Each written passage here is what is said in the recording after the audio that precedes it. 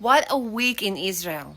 It started with the NBC reported that the Trump administration is working on a plan to relocate 1 million Palestinians from Gaza to Libya in exchange for unfreezing billions of dollars that the US froze for Libya decades ago. Libyan government denies, of course. It looks like the whole relocation plan is on hold, but in his speech on Wednesday, Benjamin Netanyahu mentioned it, calling it a great plan and telling that Israel will let Gazans that willing to live, to do so. All is going to be done after sterile zones cleaned from Hamas will be established. In Lebanon, the IDF keeps attacking Hezbollah terrorists and weapons. Instead of following their part of ceasefire agreement and disarm Hezbollah, the Lebanese government led the Amal, which is Shia militia movement, and Hezbollah to merge together and to be represented in the parliament. Hezbollah is trying to stay under the radar of Israel, meanwhile slowly rearming and recruiting terrorists. This is why almost every day, and sometimes many times a day, you will hear about Israeli attack on vehicle or building in the Lebanon. Yemen keeps firing ballistic missiles on Israel every day and lately announced that they expanding their threat to blockade Haifa port. The stubborn Houthis don't care that millions of their own people starving, tired of wars and destruction. 18.2 million people in Yemen are now in need of humanitarian assistance, 5 million of them starving. Still, the Houthis put all their resources, money, and energy into the destruction of Israel. You probably won't hear about the Yemeni crisis because all the media care about is Gaza. Trump is out from Yemen, and now Israel has to decide what is the best way to deal with this threat. Obviously, bombing them from air isn't making any difference, and Israel cannot do boots-on-the-ground operation in Yemen. The only way to win the Yemeni terrorists is to create a coalition with the involvement of Saudis and the UAE. But it isn't going to happen until the normalization deal, which isn't going to happen because the Arab countries want the two-state solution. This week, in the name of Free Palestine, a double murder was conducted by pro-Hamas activists in Washington, D.C. He murdered a couple that worked in the Jewish embassy. Following another rejection by Hamas of the hostage deal, this week the Operation Gideon Chariots has officially launched. A large-scale ground operation has begun in several areas across the Gaza Strip.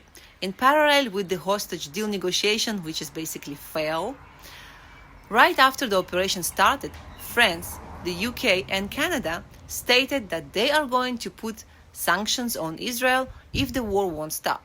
Some countries said they are going to recognize the state of Palestine. Some of the countries broke deals with Israel.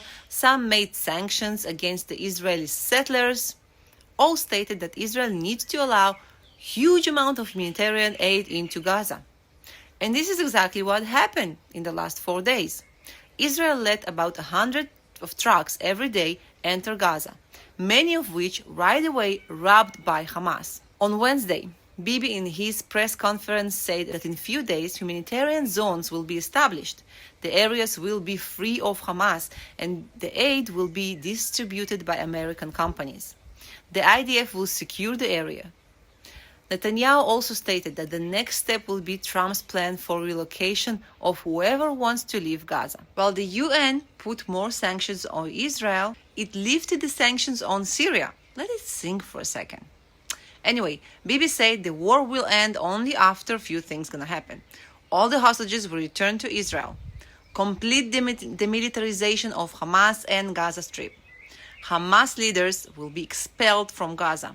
And Trump's plan for relocation will begin. All the military activity can be temporarily stopped at the moment when Hamas is ready to release the hostages.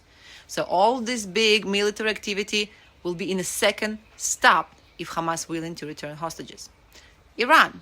Nothing new in Iran. Iran playing hard to get with different statements, but it is pretty clear that there's no way they will give up on their uranium enrichment plan. US knows very well that enrichment uranium in the minimal levels can and will lead to bigger enrichment. So there is a big gap between the sides, but it looks like Trump is willing to give the diplomacy more and more chances. Lately, intel leaked to the press about Israel is getting ready to strike Iran. I don't buy it, and I think this is another pressure Trump is trying to use against Iran, kind of like a bad cop, good cop.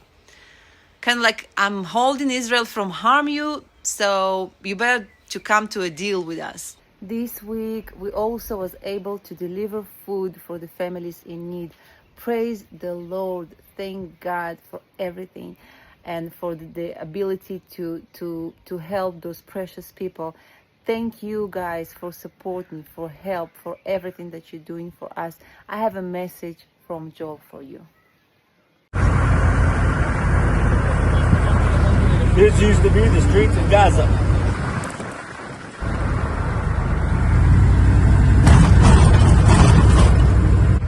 Here we are deep behind the enemy lines.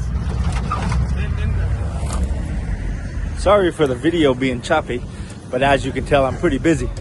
What I wanted to say was thank you guys for everything you guys do. It is such an amazing thing that we do here together. And now that we have the place, while I'm out here working, Ola's being able to take care of the people. And I just wanted to take a moment and say thank you guys very much. If you want to be a part of this wonderful mission, you will find a link underneath this video. Also, if you like this video, give it a like, share it, leave a comment below. I will be happy to hear from you guys. I love you guys. Please keep praying for Joel and for the IDF soldiers. Please also pray for the hostages and their families. And God bless.